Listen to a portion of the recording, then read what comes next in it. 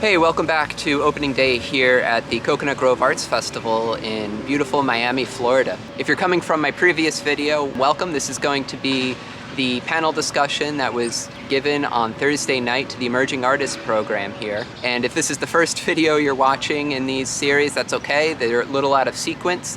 But make sure at the end of this video you go back and watch the panel discussion with myself and Mark Mohrenhauser about why I do art festivals for a living. At the end of this video, I'll put a link to that. So make sure you watch that after this topic of the business of art festivals. A panel discussion with artists Cali Hobgood, Cliff Lounsbury, Jay McDougall, and Gwendolyn Redfern. Enjoy.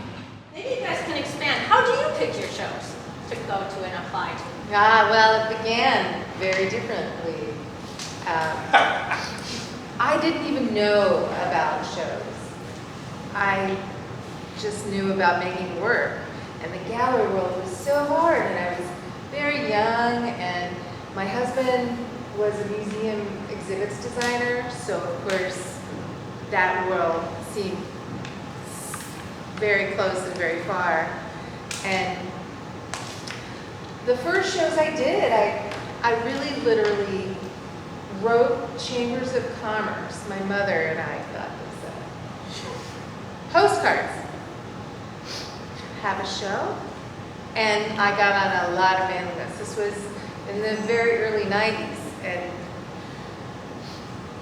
that was great. And it was how to cut your teeth on this, not for the faint of heart, but not impossible. And then word of mouth and things changed, and I was able to identify my market, if you want to say, regionally. But yeah, it grew. I started following these two around. You were just a pup. You know, that's hard, because the only way that you really know is to have done a show. But clearly you can't afford to do all these shows without having some guidance as to where to go. Back in the day, in the 80s and 90s, it was much more difficult. I mean, now with Zap and some of the other tools that you have, you can get a lot more of the demographics for the shows, you can see the numbers, you can see, most importantly, who's exhibited at past shows. Because what's good for one person isn't necessarily good for another, and you'll hear that over and over and over again. You got to put pride aside. If this is a show that works for you, go for it. I don't care if they're selling hush puppies next door or whatever. If it works for you, that usually doesn't work for me, but if it works for you, go for it. And one of the better ways, of course, is talking to fellow artists and seeing who you know that's doing the shows and what their work is. Because what you want to do is try to, once you've done it a while, you're going to know artists whose work has a very similar feel to yours. It might be a totally different medium, but there's a real similar feel. Look at the shows they're doing. Talk to them. And that's a good starting point for which direction to go. For me, I started in the 1990s, and being an African American, I did a lot of those shows, and my artwork didn't fit. Okay, I had a few good buddies that said you need to try something else. I started. I was told to study. You want to study your business. So even today, I would go and look up the artists that are accepted into these shows and see what the work looks like. You know, if you have an opportunity, I go visit the shows and see what it's all about and see what they're doing. So those are the things that I do. And I said, you want to set aside some time, not just to create, but you want to set aside some time to do that for your business, because that's very important. And like I said, study. You just got to study every aspect of it. And that is go and look at who's in it, look at the quality of work, look what's going on, and that's a lot of the shows. Okay, and and go visit the shows. That's the best. That's one of the best ways to do it. Just go check out the shows. Yeah, it's pretty hard following all these guys. You know, they're saying really astute things. You know, everything they said is absolutely spot on, and I would have said the same thing. And I might add, you know, just one little thing. You know, I guess that I've known Cali and I've known Jay a really long time. You know, I mean, we've done shows together for many years, more than I would like to admit. I remember a phone call I got in 2007 from a gentleman that's sitting at the table. I don't know if he remembers that phone call. And we were doing, and back then we were doing the peak of what our shows were in the country, these indoor shows on the East Coast.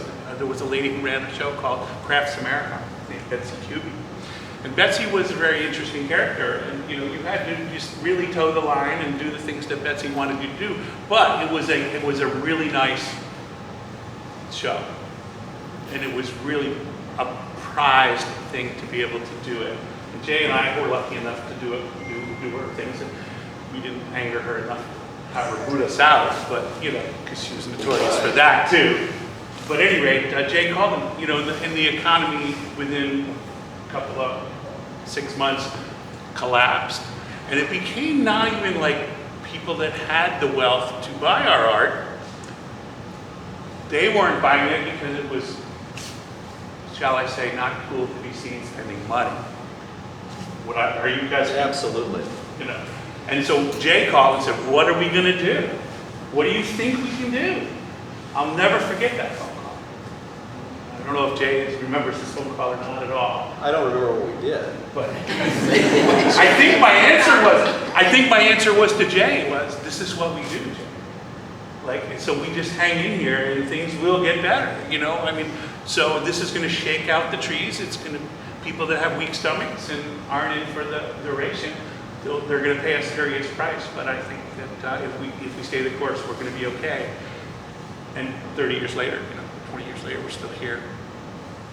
You know, and that's a testament to what these folks have just said. And it is a bit of an honor because You know, so there are an awful lot of the people we were with back then Yes. who aren't here. That's right. That's right. So that's what I was trying to say. And we met right around that time. Yes. I mean, we'd known each other, Sure. but the first time the three of us were in a show in close proximity to each other was at Sausalito, maybe 2007, 2008. Yeah. And so we are from the other side of the country. I mean, literally.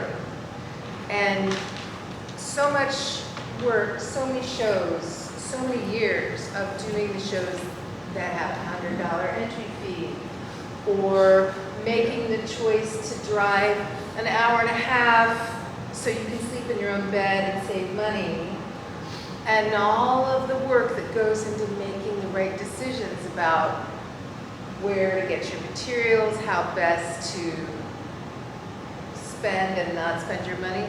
That year that we were all close together on the other side of the country, remember? Behind each other in those tennis I totally courts? remember it Yes. because that was the year that I had my all-time best show in Sausalito, and we were driving home just on a cloud. Holy mackerel, you know, it's manna from heaven. It was unbelievable. And I had a killer. I had Betsy's show in Washington, D.C. I had the Philadelphia Museum of Craft. I had like the fall schedule. Fell off the edge, 0, 0, 0. Wow, what a slap in the face that was. Yes, that was a crazy year, Jay. Cliff, I'm going to start with you on this one. Oh, wow, great. Tell them what a day of an artist is for you. Like, what do you all do when you're outside of creating? What So else? not in the studio, but on the road. You could even be in the studio, you create, but what else do you have to do to make a successful business? Well, first of all, you have to realize that you have to pay income tax. Yes. That's a really big deal, okay? That was hard for me to really digest and figure out. I thought, man, I just worked for me, you know, for a long time. But then I realized that that wasn't going to work for very long at all. You know, there's just so many variables that are important. I have to make phone calls to different people, suppliers, people that are interested in my work. I have to do emails. I have to go to the hardware store to get supplies or whatever it is. But packing up, packing the van and going on the road, this gentleman here, he talked about, what's your name again? He talks about like sleeping in his van, to do, on the road. Now, for me, I did that for years. I just can't do that anymore. I just can't do it. So you'd have to be willing maybe to do that early in your career. What it also looks like is, I had to learn to treat myself good or well on the road. That I just couldn't eat, Starving Marvin's hot dogs for 5 days in a row. I thought that was okay for a long time until it wasn't. And then I got sad. And then I had to change. And so these things all become apparent as we're talking about our longevity. We're old guys, it's funny on this film. But all these things were having to be learned. They had to be learned, and I'll let everybody else touch on some more things, but there's so many hats that one has to wear to be successful.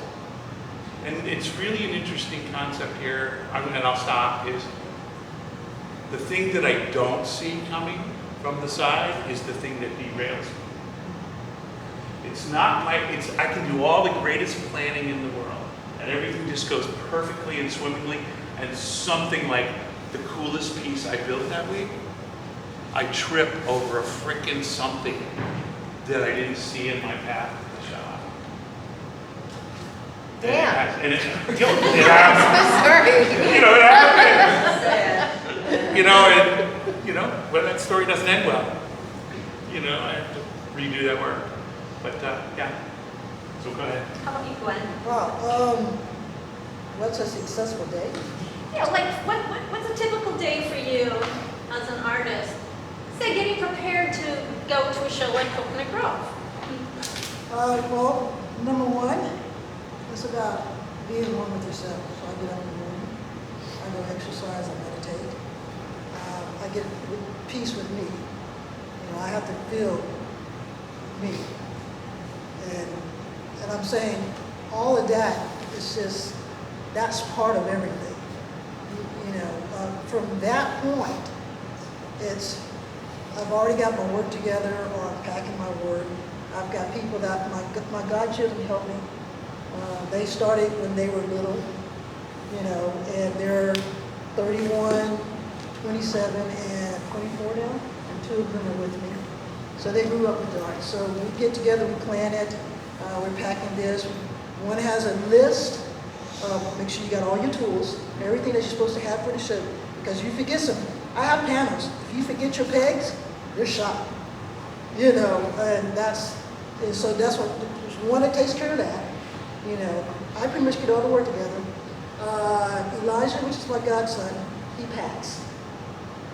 So we just finished all that. We get everything together. We're in the van and we're ready to go.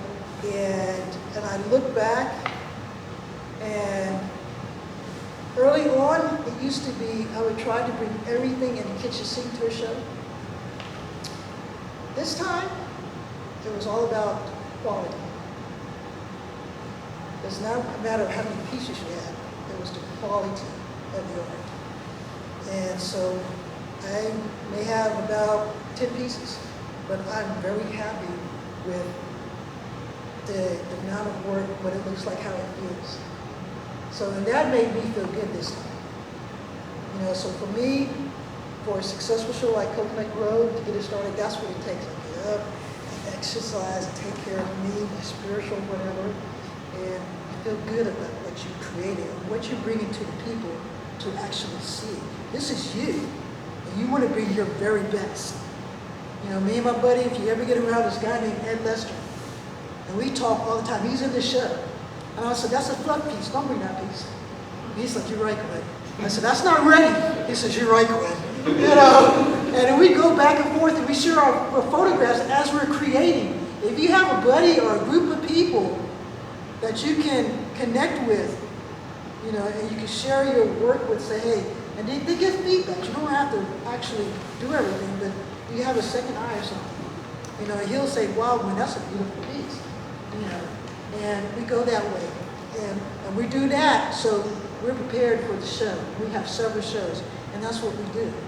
You got everything, we're ready, you got your list, you got that, and we're ready for the show, and we feel great about it. No matter what happens at the show, we did our very best. You know, and that's all that matters. So that's how I get ready for the shows. How about you, Jay? All right. I'm not going to go down memory lane anymore, because what we were doing then and what we are doing now is a constant. And this is the business of doing art shows. And as far as the business of doing art shows, for me, I'm not going to break it down day by day because I'm a spurts and starts type person. You know, I'm going to be compulsive on this, I'm going to be obsessive on that. It's a superpower of mine. Anyway, if you're to take the whole, I would say that only 50% of my time working is creating something. I think if you're going to be fair with yourself as a professional artist, that's pretty accurate. There's, you know, tax, and I remember the first time, a little bit of memory roll, but first time I paid income tax, I thought that's pretty cool. I actually made enough money that I owed taxes, and that was a big freaking deal. Right on. And it still is. I've got some visuals here I'm going to pass around. I just printed these off quick because maybe from 2021s or whatever, but a couple of the business things, keeping track of stuff. For me, I'm a spreadsheet freak because, and I printed off a spreadsheet, looks like 2021. What I keep track of is the shows I'm applying to, the shows that are over, the shows I'm waitlisted for, the shows I'm accepted to, what the show date is, what the application deadline is, what the notification date is, what the jury fee is, exhibition fee. Do I have lodging? Yes, no. If it's a yes, there's a hyperlink to a document where it's only that's right, that's where I'm staying. Have the fees been paid? Is the paperwork done? Have the taxes been paid? And then I have a column for sales so that at the end of the year I can click a button and say, boom. Pass that around. As Gwen said, this is a partial packing list, show checklist. Don't leave anything off. If you want your bourbon glass, it had better be on your list. If you want your pool cue, it had better be on your list. Because otherwise it's going to be weeds without it. There's a partial list. Another thing from a business standpoint, if you're doing shows around the country, you got to pay attention to your per diems. Because you get to write off a certain amount against your income for every day for whatever city you're in. And that varies from city to city. You know, it can go, this is like I say, again, this is 2021, but this was from $76 to $55 a day. You know, you've got to keep track, and you'll see what I did. This is the city I was in, this is the day I was there, how many nights, how many people, what the rate is. Was it 75% or 100? The first and the last day of travel is only 75%. Keep track of that. This is just business stuff that if you don't take care of it, you're leaving money on the table. And this is hard-earned money, you know? So anyway, that's where 50% of my time goes. That and also communicating with customers, commissions, bug and show directors, whatever. I mean, it takes time, and you have to allow that. And you've got to work that into your pricing as well. It's like, well, how many hours did it take me to make this? No. How much money do I need to make in a week or a year or whatever? And I don't care how you split it up. That's how much money it's going to take.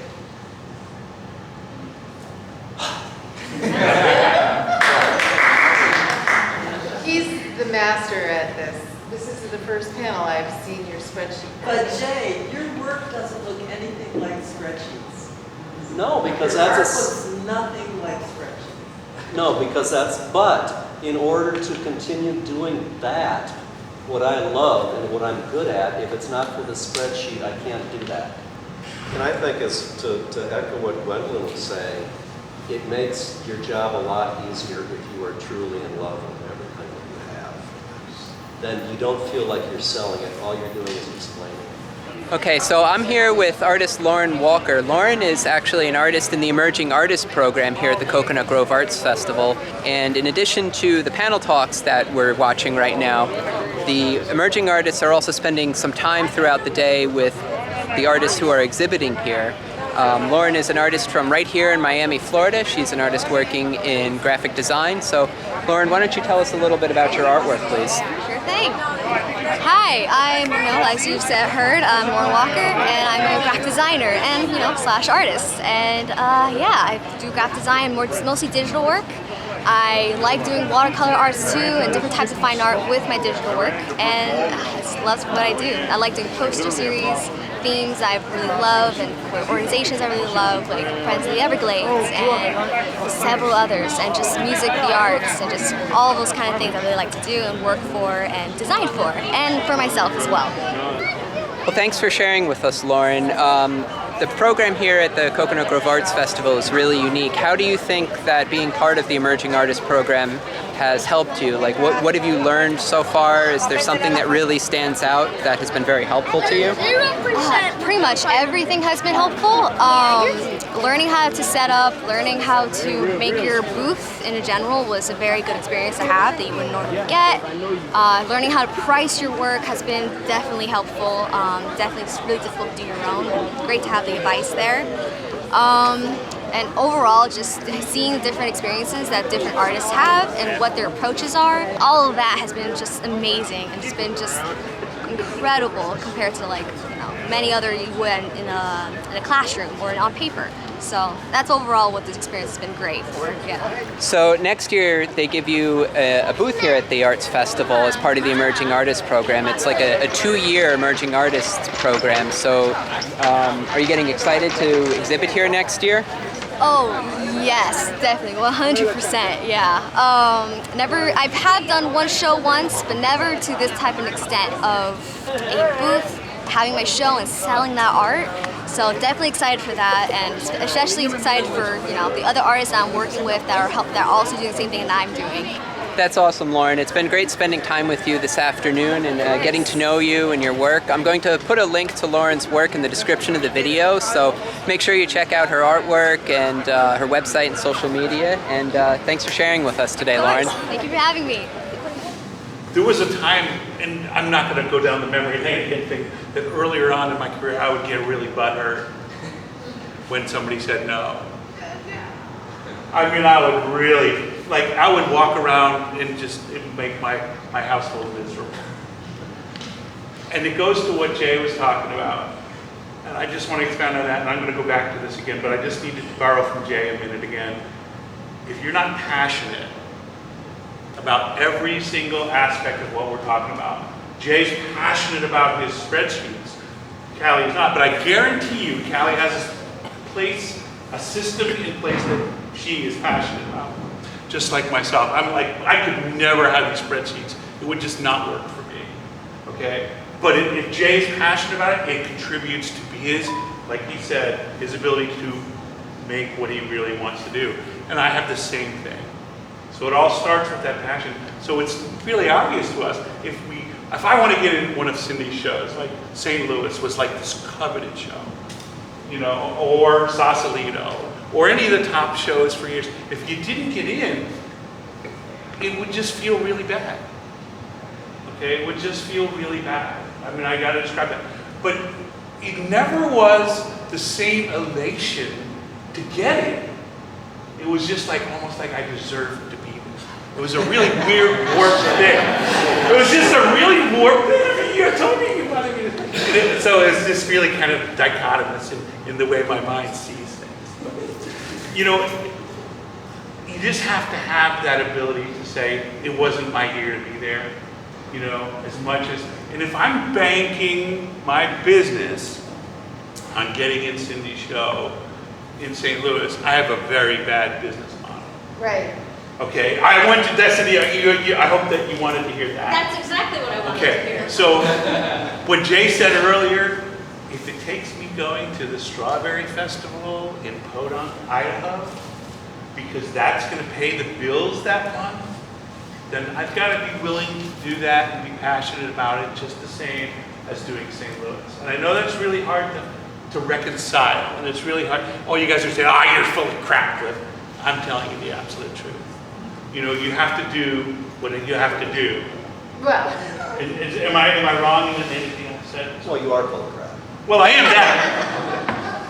But yeah, I mean, the jury process, you just can't let it baffle you. You know, in terms of emotionally, that's what I'm talking about. You can't let it emotionally baffle you. It is what it is. It's the jury animals. And say you get into one of those coveted shows. Yes. Does it always work out? No, it does not. Sometimes the best shows that I've got into were the least produced show. I mean, in terms of what it gave me for return. That's thank you, Cindy, for that. That's absolutely true. it's always a gamble. So there you go, guys. It's your gut, Flora. Anyone else want to talk about the jury process? Because it's a big part of what you do. I mean, It is. you know, it's like you're What do you applying have to for a say? job all the time. Come on, Oh, let no. loose, let loose. The jury process, he's right, it can be very emotional.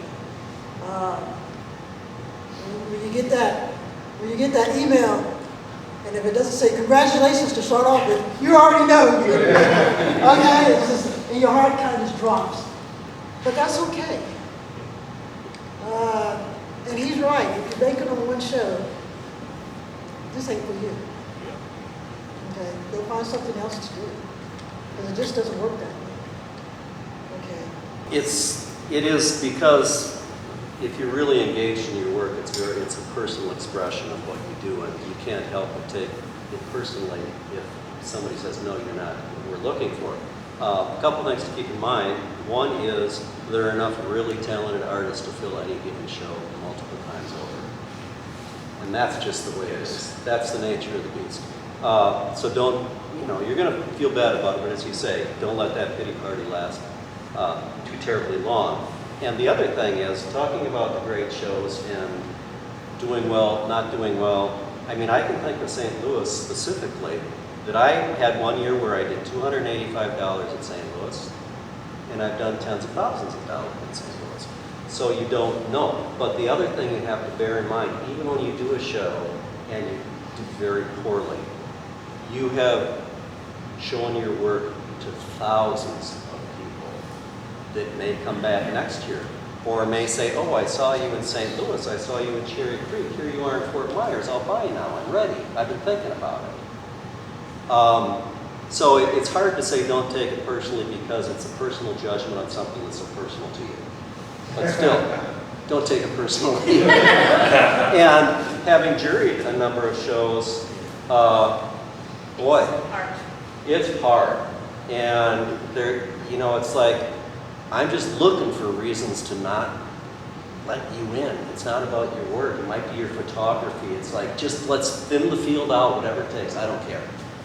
So keep that in mind. Now, personal story. Don't take this personally, Jay. I keep this Post-it note on my computer, digitally. It's not like a Post-it note stuck on it.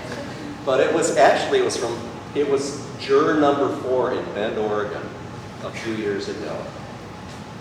And his or her comment, I didn't get in the show, needless to say, after hearing this comment, said, this work, the textures and the technique are nothing better than anything it seems I've seen at any craft fair I've ever been to, ever. Well, how do you really feel? So anyway, Thanks for sharing. I do. Whoa. And I keep that, and I look at it daily, because you've got to keep perspective. And pride's a tough thing, and once you've done it long enough, yeah, it's a rush when you get into the top shows, but you still have to do the work and make things happen. And you're going to get to the point before too long at all that it's not a pride issue. It's putting together a schedule that works. And it might be, you might toss the numbers and they come up differently each year, but as long as you put together a schedule that works, you've got to look at it as the composite. not focusing on one show. Kelly, you want to add anything? Jurying, it's hard. It's what I said at the beginning. Do a great job with your jury images, as good a job as you can. Don't push send on this application and close your eyes and hope for the best. You know, put the work in. And it's tough. It's really hard. Rejection is hard. But you get used to it.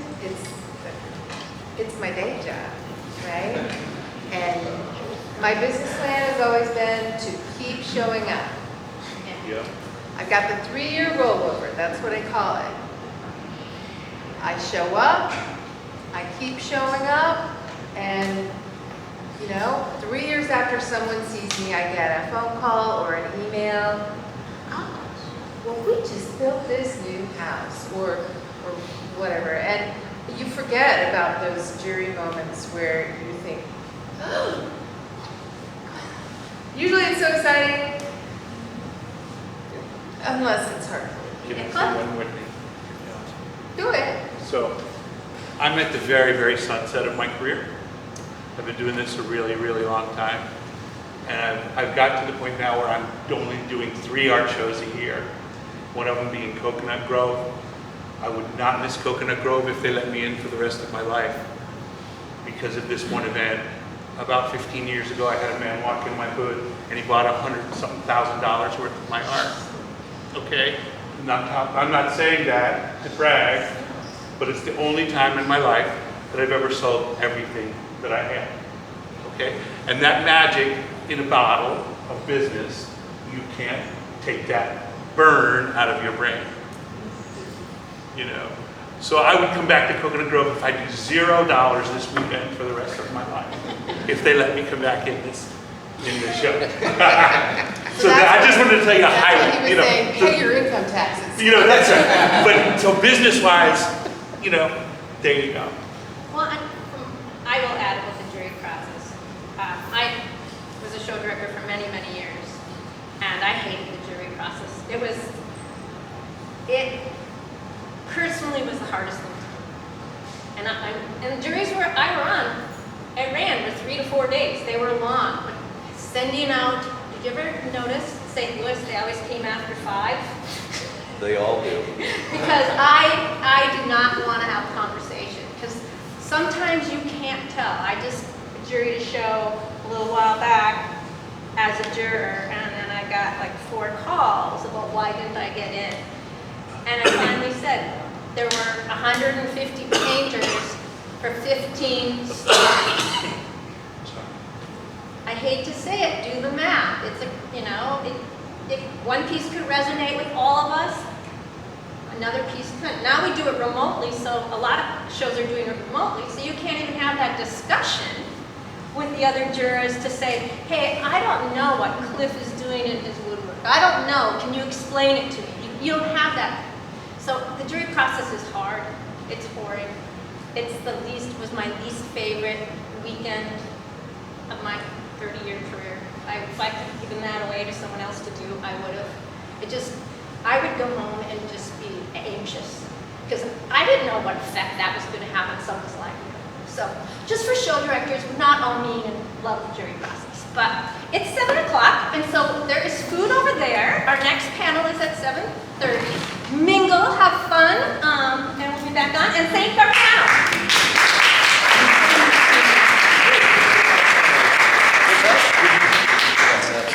Well, I hope you enjoyed that panel discussion about the business of art festivals. If you enjoyed that talk, you're going to love this talk about why I do art festivals for a living, given by myself and artist Mark Mohrenhauser. You can go and watch that video right here, right now.